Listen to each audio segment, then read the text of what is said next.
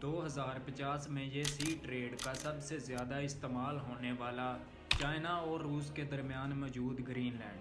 1867 में जब रूस से यूएस ने अलास्का खरीदा, 4500 साल पहले से गैर आबाद ये इलाका 1814 में ये नॉर्वे और डेनमार्क से अलहदा होकर वर्ल्ड वार 2 के बाद अमेरिका के सदर ने इसे खरीदना चाहा, लेकिन 8,36,330 किलोमीटर पर फैला हुआ जजीरा, दुनिया का सबसे बड़ा जजीरा ग्रीनलैंड, इसमें 80% इसका एरिया बर्फ़ से ढका हुआ है। सिर्फ 20% एरिया पर लोग रहते हैं। इसकी आबादी 56,000 अफराद पर मुश्तमिल है, जिसकी इकॉनमी $4 बिलियन के करीब है। इसकी पर कैपिटा इनकम $68,000 है, यानी पाकिस्तान से 68 गुना ज़्यादा है। ये इलाका रूस और अमेरिका के दरमियान में मौजूद आर्कटिक ओशन में ट्रेड के लिए बहुत ही वैल्यूएबल सी रूट है। यहाँ के बाशिंदे ज़्यादातर मछलियाँ पकड़कर अपना रोज़गार चलाते हैं, लेकिन यहाँ की आबादी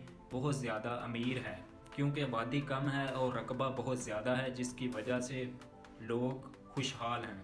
आपने रिसेंटली सुना होगा कि डोनाल्ड ट्रंप ने कहा है कि वो ग्रीनलैंड को खरीदेंगे। 2019 में भी डोनाल्ड ट्रंप ने अपनी पहली टर्म में इसको खरीदने की कोशिश की थी, लेकिन ग्रीनलैंड के लोगों ने इनकार कर दिया।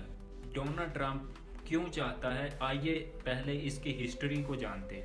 रिसर्च कहती है कि 4500 ईयर से ये इलाका गैर आबाद है। 1721 में इस जगह कनाडा से लोग आकर आबाद हुए, जिनको इनुइट पीपल कहते हैं, जो कि ज़्यादातर आबादी पर मुश्तमिल है। 1867 में जब अमेरिका ने अलास्का को रूस से ख़रीदा, तो उसी वक्त उसने ग्रीनलैंड को भी ख़रीदने की कोशिश की, लेकिन ग्रीनलैंड के लोगों ने अपना इल्हाक जो है वो नॉर्वे और डेनमार्क के साथ करने का फैसला। 1814 से पहले डेनमार्क और नॉर्वे दोनों एक साथ मुल्क थे, लेकिन 1814 में जब उनकी कॉलोनाइजेशन हुई तो डेनमार्क के हिस्से में ग्रीनलैंड चला गया, नॉर्वे अलग हो गया।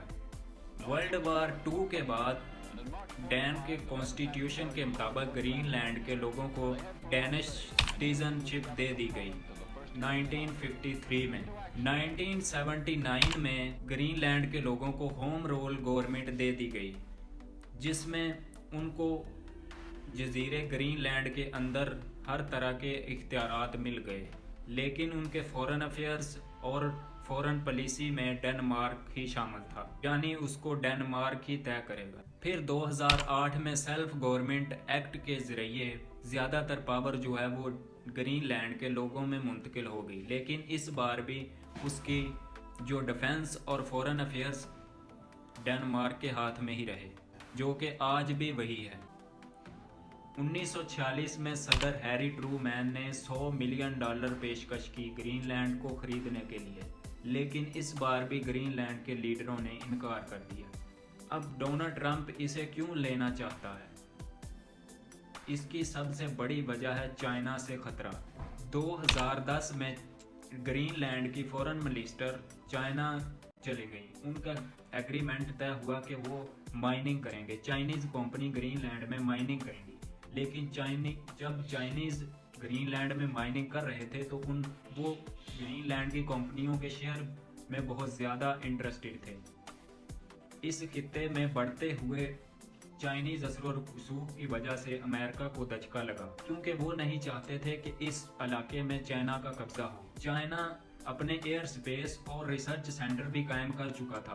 2015 में चाइना की कंपनी जनरल नाइस ग्रुप ने वहाँ पे इसके कैपिटल नूक में अपना रिसर्च सेंटर कायम किया। 2019 में यूएस प्रेसिडेंट डोनाल्ड ट्रंप ने ग्रीनलैंड के लीडरों को प्रेशराइज किया कि वो चाइना को यहाँ से निकालने पर मजबूर हो जाएं।